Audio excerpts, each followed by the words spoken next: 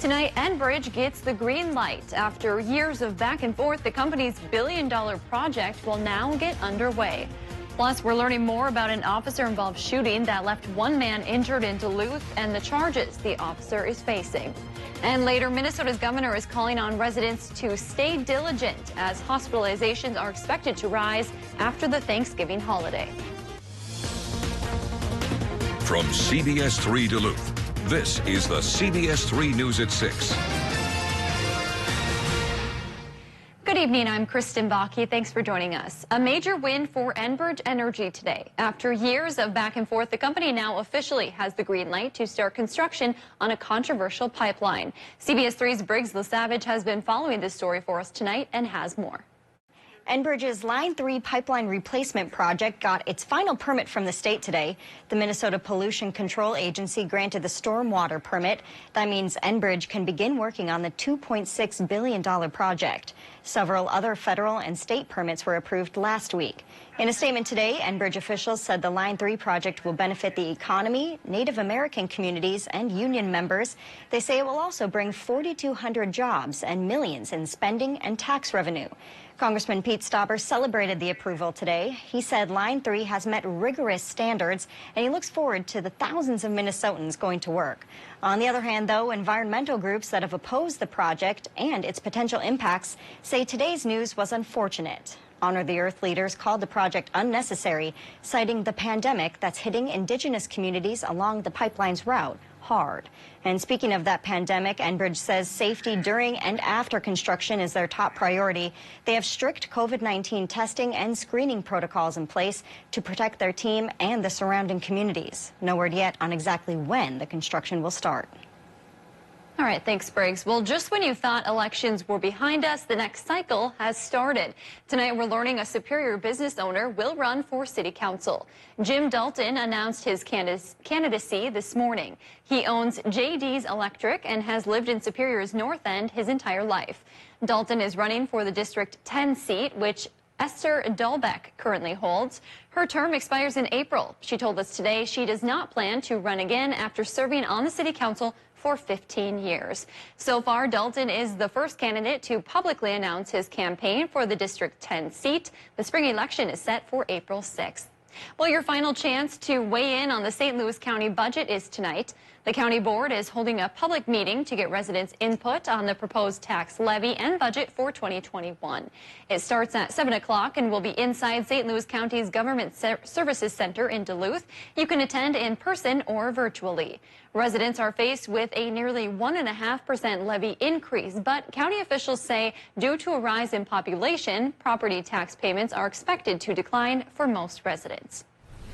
Dave's here for our first look at the weather. Dave, it's still a bit cooler out there, but I think the sunshine gave me the impression it was warmer than it actually was. It always works that way, Kristen. Yeah, we had a bit of a brisk start this morning, and the daytime high temps fell a little bit short of the normal. That is about 28 to 30 degrees this time of year. So Hibbing only made 23, Grand Rapids 24, Superior 25, Hayward 26, and Ironwood's in the 26 range as well. Tomorrow it will be a little bit warmer. We'll get just a touch closer to that normal near 30 degrees. Now, Sunday could have been our last chance for snow. Many Minnesotans got a cloudy sky, but not much precip. South Shore got a little bit more. That's going away for a week as that wall of high pressure I talked about last week now comes to call and claim the week ahead. So many days are going to be just like the Tuesday forecast here, clear to mostly sunny. Tomorrow, still a little bit cooler in the morning with a start of 13, near normal with a finish of 30. Frankly, for the week ahead, temperatures aren't going to go much one way or the other, and our next chance for snow may not be till next Tuesday. I'll talk about the odds of that one paying off in a few more minutes. Thanks, Dave. A Duluth police officer is facing 2 felony charges tonight. The St. Louis County attorneys filed those charges after the officer fired shots through a closed door earlier this year. CBS 3's John Cardinelli is live in downtown Duluth where the incident happened. John, what is the county attorney's office saying about this shooting? Kristen, the St. Louis County Attorney's Office filed these criminal complaints today, and they say that the shooting that happened at the Kingsley Heights apartment in early September were deemed unlawful, and that means that Duluth police officer Tyler Liebfried now faces 2 felony counts. The counts include intentional discharge of a firearm and reckless discharge of a firearm in a municipality. Officer Liebfried fired his gun into a closed door at the Kingsley apartments while responding to reports of a domestic incident on September 12th. Liebfried claims he fired his gun because he heard gunshots coming from within the apartment. The bullets went through the door and struck 23-year-old Jared File of Duluth in the shoulder. File was never charged with anything. Based on the BCA's preliminary investigation, no one fired shots from inside the apartment and no firearms were found at the scene. According to St. Louis County Attorney Mark Rubin, Liebfried's conduct fails the objective reasonable officer standard, saying it was not objectively reasonable to use deadly force. The Duluth Police Department released a statement today saying they are conducting their own investigation. It's expected to take 7 to 10 days. Liebfried will remain on paid administrative leave pending the outcome of the administrative investigation. And if found guilty, Liebfried will face 4 years in prison and or $10,000 in fines. John, do we know when Liebfried will be making that first court appearance? So, Kristen, we do not at this time know when his first court appearance will be, but we do know that Liebfried has signed off on this criminal complaint. Something we'll definitely be continuing to follow. Thanks, John. The union representing Officer Liebfried is weighing in, saying he's a dedicated police officer. In a statement, they said in part, quote, the Duluth Police Union continues to support Officer Liebfried through the due process of the internal investigation being conducted by the Duluth Police Department. They added they have not seen all of the details of the investigation and won't comment on the incident itself until they do. We're also hearing from the attorney representing the victim, who says this serves a reminder that even in northern Minnesota, people are at risk of police brutality. In a statement, the attorney said they support the charges and are, quote, particularly distributed by the lack of transparency exhibited by the city of Duluth, who thus far has refused to release any meaningful documentation concerning the shooting and has failed to release officer body camera footage. A Duluth man has been arrested in connection to a murder in Beltrami County. Beltrami County authorities say the homicide happened last Tuesday in 10 Lakes Township, just east of Bemidji. Duluth police arrested the 21-year-old suspect in Duluth on Saturday. He's being held at the Beltrami County Jail, the pending charges. Authorities have not identified the male victim or shared what may have led up to his death. No word if the two men knew each other. 2 people were found dead at a home in Grand Lake Township this morning. Now state authorities are investigating. Friends and co-workers went to the home on Ellison Road around 8:30 this morning. They were worried after the 55-year-old man and 62-year-old woman did not show up for work. Their bodies were found inside the home. Tonight, the state's Bureau of Criminal Apprehension is on scene collecting evidence. The St. Louis County Sheriff's Office didn't say what led up to the deaths, but he added there is no threat to the public and they're not searching for any suspects. We'll continue to update you as we learn more. A failed attempt to dismantle the Minneapolis Police Department now has a lighter follow-up from city councilors behind the original proposal. David Schumann explains the new proposal and why the authors say it will make the city safer despite cutting police funding. Minneapolis City Council member Philippe Cunningham saw the mass protests following George Floyd's death as an imperative for something new. We had a clear call from residents of this city that they wanted to see transformation. He and council colleagues Lisa Bender and Steve Fletcher have co-written a budget plan that proposes moving about $8 million out of the police department. The current budget allocated nearly $200 million to MPD. Part of the $8 million would go toward creating unarmed response teams for non-emergencies. Cunningham says without MPD having to deal with theft reports or parking problems, officers would be freed up to investigate violent crime. This is about focusing the resources where they are needed, while also unburdening the police department from having to respond to up to 15% of the calls right now that really fall outside of what their purview is. There'd also be dedicated staff to respond to mental health crises, a common 911 call category. Other parts of the proposal include violence prevention programs and police accountability efforts. The number of officers would be reduced to 770, a difference from Mayor Jacob Fry's budget proposal that calls for 888. Fry's spokesperson said in a statement the mayor would have significant concerns if his council colleagues attempted to make such large permanent cuts without sound data or community input to support such a decision. Cunningham says this proposal was built on 2 years of work that included community members. Fry's MPD budget also includes alternate responses to low-level offenses. An MPD spokesperson said he had no comment on the proposal because none of the council members behind it asked for input from the chief or the department. State officials in Minnesota are worried about a potential COVID surge following the Thanksgiving holiday. During a briefing today, Governor Tim Walz and Health Commissioner Jan Malcolm said they expect to see an impact on hospitalizations in 2 to 4 weeks after holiday gatherings. This comes as more than 1,800 Minnesotans remain hospitalized with the virus, and metro hospitals are nearing capacity. Malcolm urged Minnesotans to refrain from gathering during this holiday season. We now know that there is light at the end of this tunnel. We know that we can look forward to better days in 2021.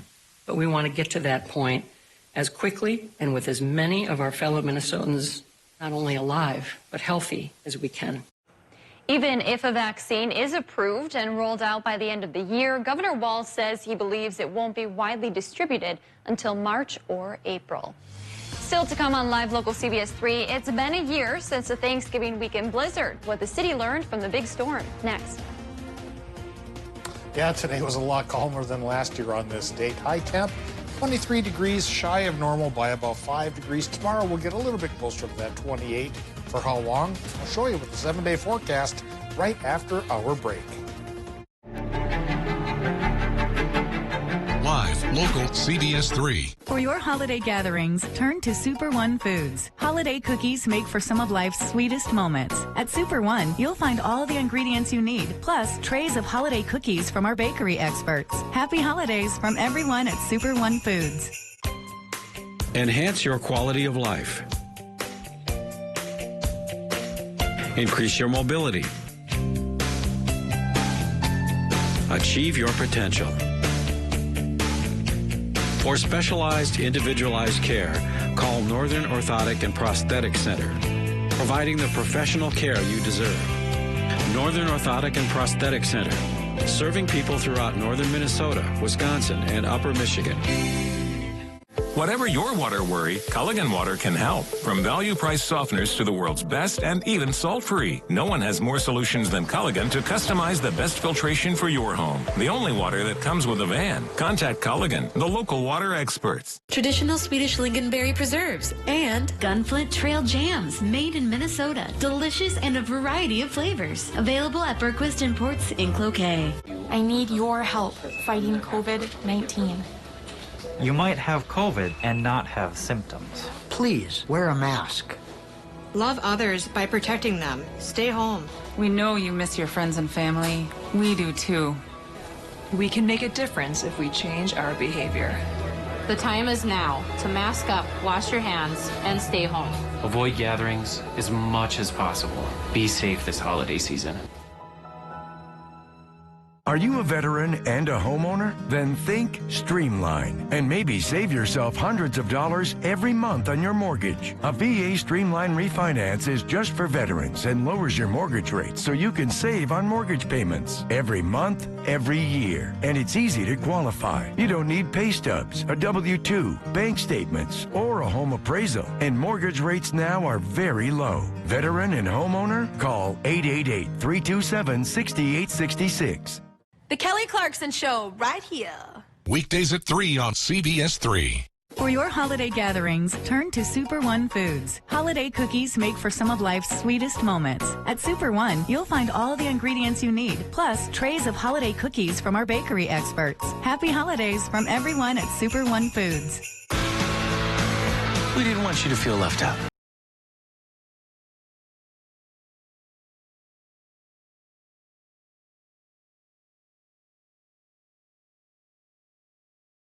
I love you, Abba Shoulder. You're the best thing in my life. We pursue the truth no matter where it leads us. All right, let's get this show on the road. Let's watch together tonight on CBS. Watch Jeopardy at 4:30, followed by CBS3 Live at 5 on Live Local CBS3. CBS3 Weather is brought to you by Hearing Wellness Center. Now, the CBS3 Duluth WeatherMax forecast with meteorologist Dave Anderson.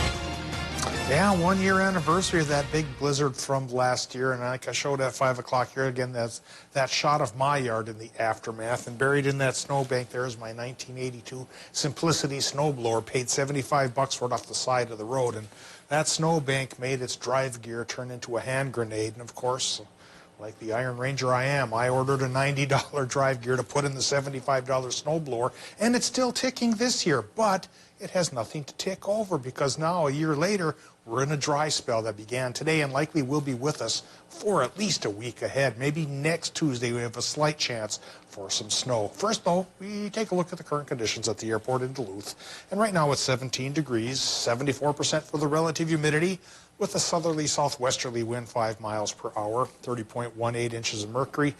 That is the air pressure on the higher side as 3 highs decide that they're going to conquer our sky for the next week. Yeah, it's going to be pretty dry around here and mostly sunny with only 2 days that could even threaten to get cloudy. We'll show you those in just a bit. Right now we show the current temps. 21 in Watersmeet, 22 Ironwood, 19 Hayward, 24 Ashland, 15 in Superior, beaten by Solon Springs Airport at 14. We're in the mid-teens towards Moose Lake and low to mid-teens up much of the North Shore. Already slipping towards 8 in Hibbing, a sign I may have to readjust my map by 10 o'clock here tonight because they may already be at the overnight low I thought they were going to go to. So bottom line is, thanks to a clear sky from the high pressure, it will be a little bit chilly again come tomorrow morning. Now the big news on the East Coast is this nor'easter that's plowing up the eastern seaboard, bringing a heavy soaking rain to the south and the chance for some decent snows up towards the north. And so, yeah, last year's blizzard didn't repay itself here in our area, but it is revisiting perhaps the folks towards the east. Higher pressure going to hold on to us then for the rest of the week ahead as 3 of them are lined up to take over our area. More sunny than anything else until next Monday.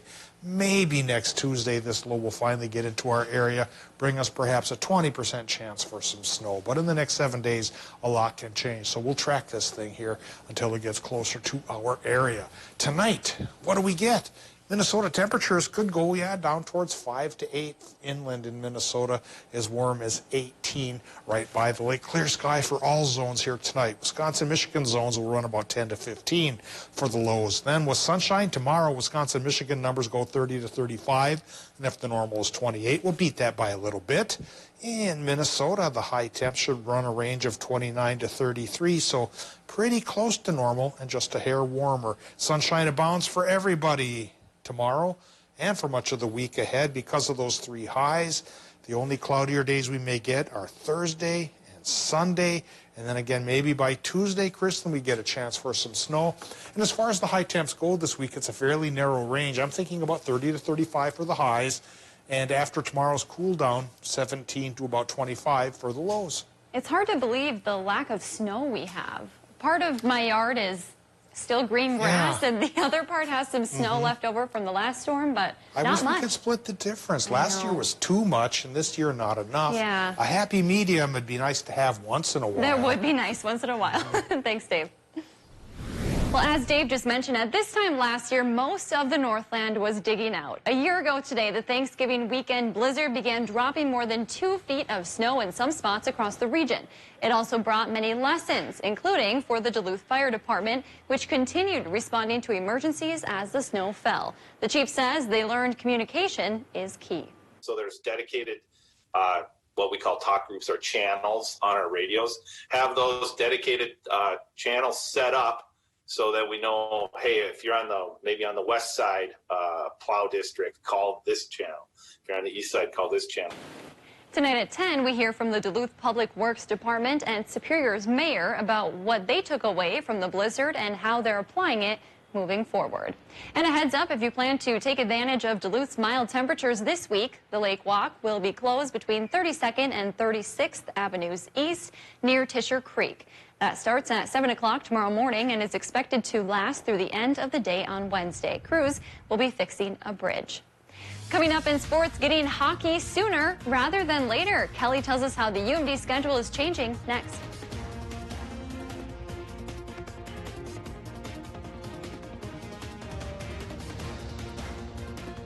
Boat inventory on select London 19 and 20 models available.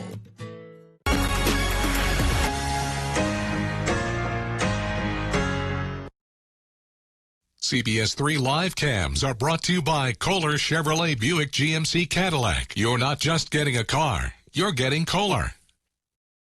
The holidays are coming, but Toyotathon's already here with great year-end deals for that special someone. Trust me, these work way better than mistletoe. Toyota, let's go places. Your smile is a gift that deserves the perfect fit.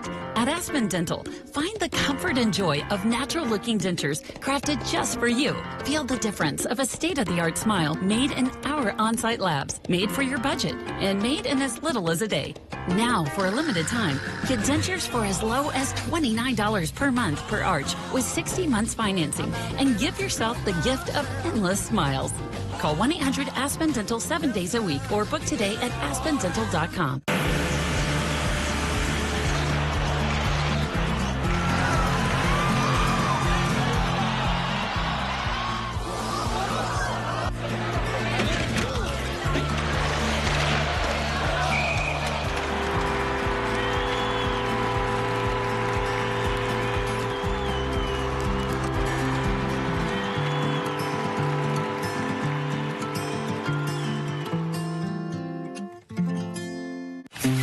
Okay, Mr. Medicare figure-outer.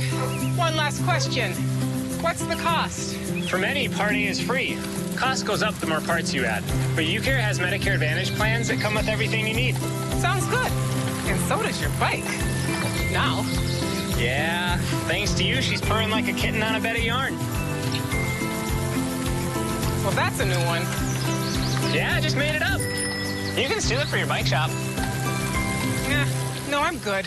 The holiday season is truly the most magical time of the year. It's the perfect time to appreciate Duluth's beautiful downtown waterfront district. Everything is a little different this year, but it has never been more important to support the local businesses you know and cherish. Enjoy the sights, safely browse local shops, and bring home tasty treats. This year, your gathering will be smaller and your visit shorter, but your loyalty and commitment make a big impact. The Greater Downtown Council invites you to celebrate the season. Mining. It's a part of Minnesota's history that affects everyone in the Northlands still to this day. Watch Eye on Mining with Kristen Vaki every Tuesday at 10. Brought to you by Iron Mining Association, Range Regional Airport, and Miners National Bank of Evelyn. Only on live, local CBS3. Seeing the joy that people feel when they share a meal with family and friends, that's why we do this. The laughter of kids around the table, the thrill of families driving through for a treat, the delight of not having to cook, and instead letting us safely serve you. It all comes back to taking care of each other. And for that, we'll be here with your favorites, and always a smile. Watch Jeopardy at 4:30, followed by CBS3 Live at 5 on live, local CBS3. Now, CBS3 Sports with Kelly Hinson. Well, as is everything in 2020, the schedule is subject to change. And the subject was surely subject to change, really not by much. The UMD men's hockey team will just play sooner rather than later. Tomorrow, in fact, the team was originally scheduled to take the ice for their first puck drop in 8 months against Denver on Wednesday. But due to Colorado College needing to delay their season because of positive COVID test results on their team, that moves UMD's first game up to tomorrow against Omaha. You know, and I think when you talk to different coaches too across the country, you know, they're kind of envious about what we're doing. So, but I know just everyone's excited, and I think the concept is good, and there's been a lot of work done, and I know the players, when they get there, and the staffs will adhere to whatever we need to do because they just want to play. I think it's going to be a unique experience for everybody, and gotta give kudos to the people who have done a lot of work. Puck drop between the Bulldogs and the Mavericks is set for 3:35 p.m. UMD will still square off with Denver on Wednesday, but their first game will come against the Mavs tomorrow. This is a game you can head over to My9 Sports to watch, along with almost all of the Bulldog games from the pod. Come on. Let's do that hockey. While the men are gearing up for their first game of the season tomorrow afternoon, UMD's other hockey team has been at it for a while. The UMD women already have 4 games under their belt after being swept by the third-ranked Gophers at Amsoil Arena this weekend. They fall to 2-2 on the season, but held their spot at number 6 in this week's USCHO poll. Despite the sweep, UMD still boasts the top 4 scorers in the conference. Ashton Bell leads the nation with 5 points. The Bulldogs will stay at home once again this weekend to take on unranked St. Cloud State. It is surely a tough pill to swallow, not only having to sit through Big Ten football as a whole, but now Gopher fans, for the second week in a row, the boat will not be rowed on Saturday. That is because Minnesota announced they are canceling Saturday's game scheduled against the Northwestern Wildcats. This is due once again to COVID-19 issues within the Minnesota football program. The team reported 47 people, that's 21 athletes and 26 staff members, that have tested positive for COVID-19 since November 19th. The team has implemented increased PCR testing to go along with the Big Ten's daily antigen testing. Minnesota, which last played on November 20th against Purdue, will now conduct meetings virtually for the rest of the season. Man, how could you not like that? Especially all you Kirk Cousins haters. You were silenced a bit after yesterday's come-from-behind win over the Carolina Panthers. I'm sorry I'm shouting, but oh, what a dramatic 60 minutes of football it was. Kirk Cousins with an outing. The QB was 34 for 45 passing for 307 yards and 3 touchdowns. And the game winner came courtesy of a guy named Chad Beebe. Now, Chad gets a lot of flack and for good reason, after he muffed a punt to give Carolina the ball back in crunch time. But lo and behold, Beebe with the redemption story we did not deserve. He caught a 10-yard pass from Cousins with under 40 seconds to go. We will hear more from the Vikings, as well as a recap from the Packers blowout yesterday, tonight at 10. For now, Kristen, I'm going to send it back to you at the desk. All right, thanks, Kelly. Well, Superior has a new K-9 officer, and the department wants your help naming his partner. Officer Tyler Rood is joining the K-9 ranks. His partner will be an 11-month-old German Shepherd Belgian Malinois mix. The dog will be coming all the way from Hungary. Officer Rood is asking for input on naming the pup. The pair will attend training in St. Paul in February. They're expected to start patrolling together in the fall. You can post your name suggestions on the Superior Police Department Facebook page. I don't have any suggestions off the top of my head. Louie, that's my favorite name. You know that. Tony. Tony. There you go. Works for a male or a female dog. There you go. Love it. In honor of you-know-who. We'll do that. Okay. All right, in honor of snow fans, let's take a look at the forecast, see if we can drum up any for them. Frankly, no. It is going to be high and dry this week from 3 cells of high pressure that are going to take over. So yesterday's little shot at some snow that some towns got is about all we get until perhaps next Tuesday. In between, it'll be clear to partly sunny just about every day, with a range of high temperatures running high-wise 30 to 35 and overnight low temps about 17 to 25, slightly warmer on both counts. That's all we have for you at 6. Make sure to join us again at 10. We'll see you then.